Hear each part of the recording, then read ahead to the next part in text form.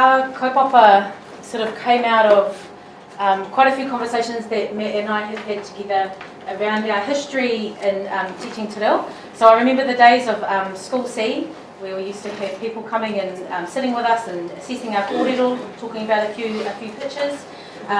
Vividly remember the introduction of NCEA, and then the alignment process that we've recently gone through has caused quite a lot of changes, quite a lot of confusions about how we assess.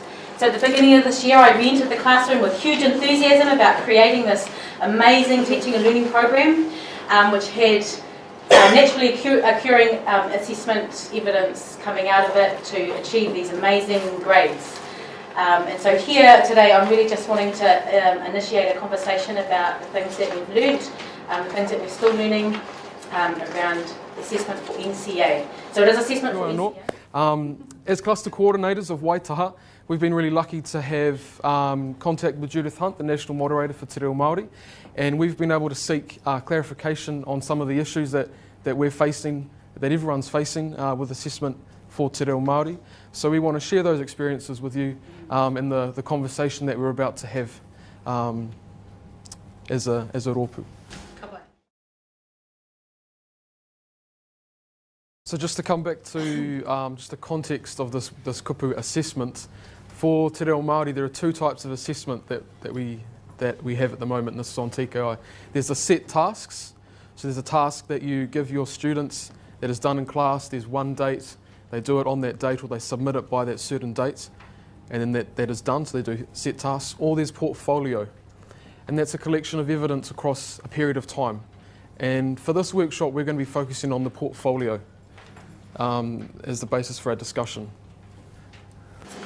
And if you're unsure, in TKI there's task exemplar A and B. A is the set task and B is the portfolio, if you're wondering what the difference is. So for example, if you're looking at waihanga tuhinga for level 1, you've got an A exemplar and a B. A is your set task, B is your portfolio assessment. And they're really quite different, and how you manage them are quite different. So we chose to use the rubber band ball as our metaphor for portfolio because we liked how... Has anyone ever made a rubber band ball before? I have with my children. For some reason they came home with like hundreds of rubber bands and we made it into this ginormous ball for some reason. So if you have a look at the side there, this is the beginning of a rubber band ball. This is how you start it, just with 2 or 3 rubber bands, and you fold them into themselves. Now that is representative of the beginning of a piece of tuhinga, for example, or a kōrero, where let's throw out a topic that someone does for level 1 waihanga tuhinga, a level 1 NCEA Te Reo Māori topic. Who's got a topic? We all do it, come on. What are you teaching at the moment in your level 1? Kāinga. Tōku kāinga, rawe. Okay, so tōku kāinga, those 3 rubber bands there might represent 3 sentence structures that the tauira can use to start to talk about tōku kāinga. So, you know, e pātatana tōku whare ki te kura. What's another structure? He pai ki ahau tōku ruma, pai ake ahau tōku ruma, ki te ruma o tōku taina no te mea, he mawhero, te tai. Okay? So that's just the beginning part. And then as the year progresses, so that might be happening at the beginning of the year, and as the year progresses, we add more rubber bands on, we start to develop that ball, so it gets bigger and bigger and bigger and more intricate. And then it keeps working throughout the year, and then this is what gets submitted to us in our submission date. Okay, so the beauty of portfolio, this for us really encompassed what the beauty of it is the fact that we don't have to in April know how to write a beautiful piece of writing, because the reality is they've still got 3 more terms of learning to do before they can actually do that. Okay, and so the portfolio should never be completed until it's actually completed at the end of the year. And it's really just kind of setting our scene for our conversations today that we're going to have, keeping in the back of our mind that we're wanting to encourage, and we've found with our own practice that portfolio is gathering is the best way of doing it. It's putting less pressure on the kids, and they're actually able to juggle 3 of these rubber band balls at once. So they might have one on the go that's about tōku kāinga that might be that big because they nearly finished it. But then they might have just started one about their rugby team and how they play rugby and who their favourite rugby players are. Okay, and that might only just have a few bands on it, but they can work on those continuously throughout the year.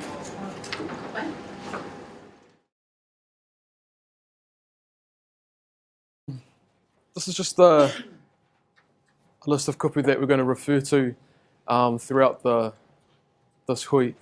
I realise that everyone probably knows what these are, but just because in some of our examples we just say things like waihanga or kōrero, and just so that we all know what we're talking about, even though we do.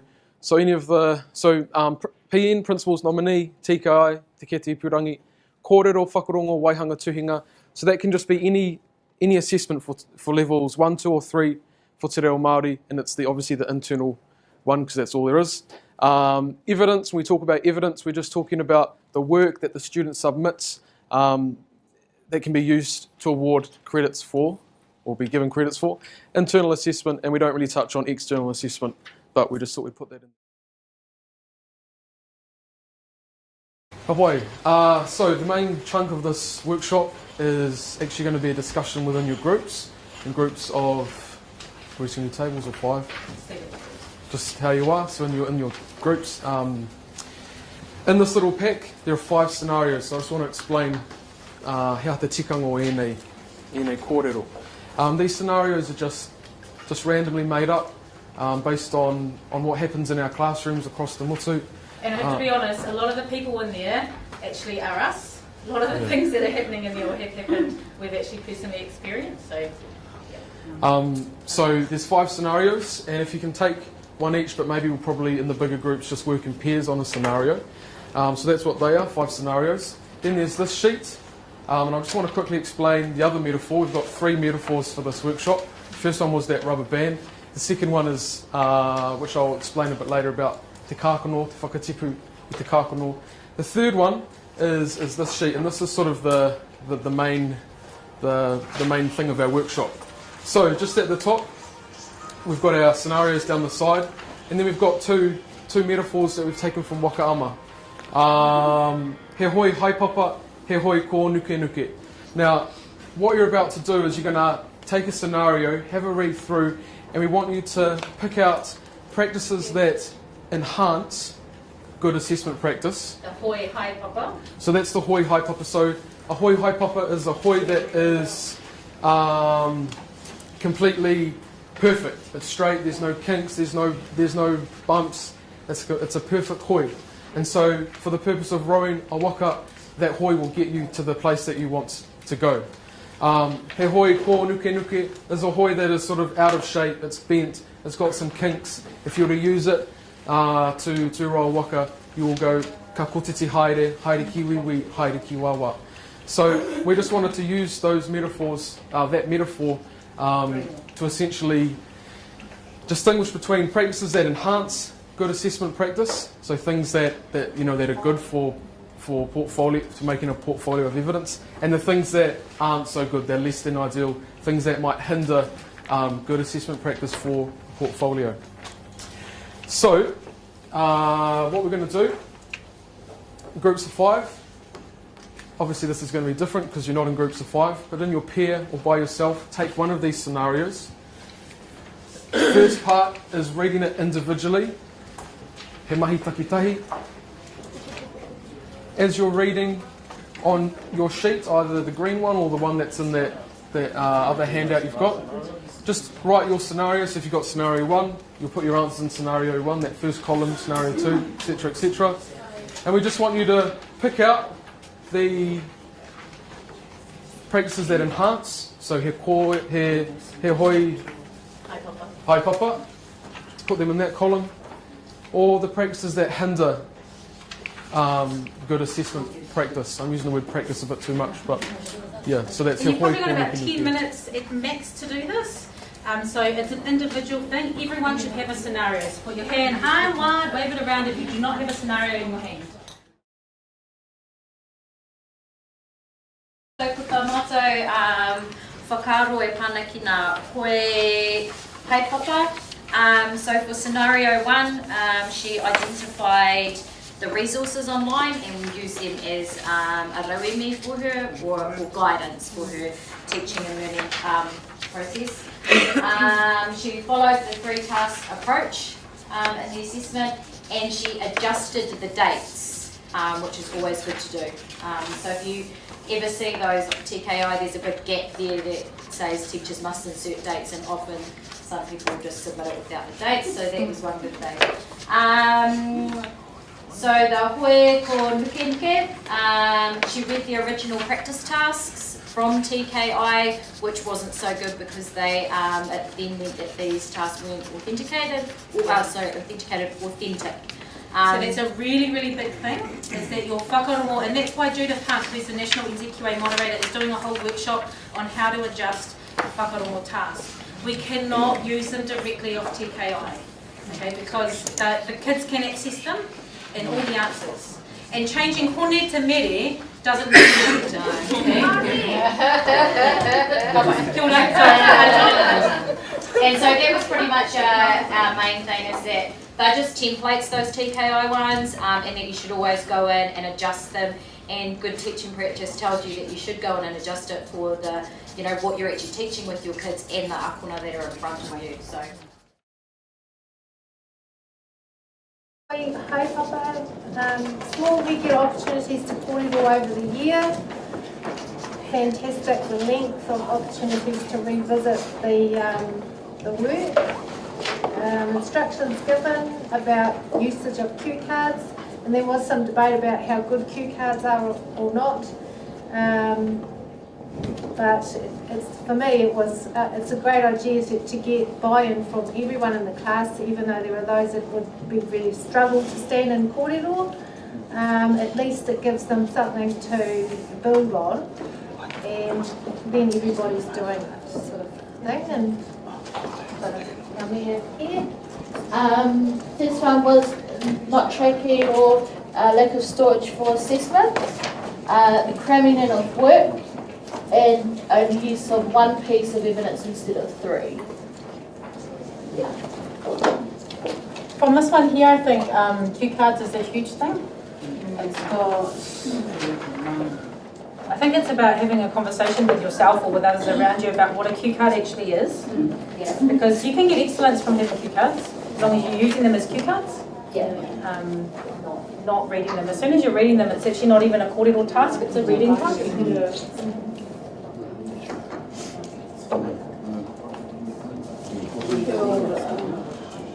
This point here, the opportunity to revisit and recraft their kōrero or their waihanga.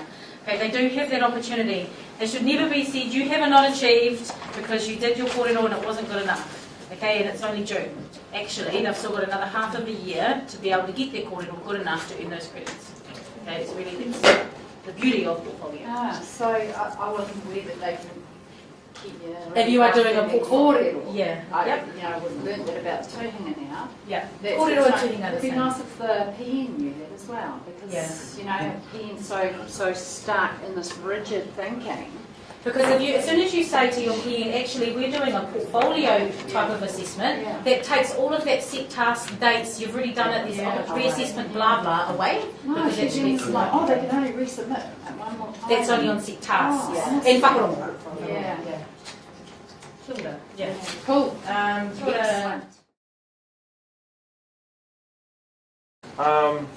First one was she's working smart, not hard. Utilising this one. She's utilising a thematic approach. And under that, ko rata ngā tamariki ki te kaupapa ngā kupu me te horopaki.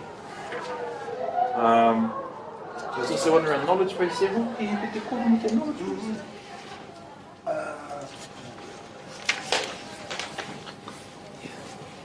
Just having that knowledge base already of the wahanga of tōku kaina, and having that knowledge base already going into the externals. Kia ora. So that was what we had for Hoi Haupapa. Ka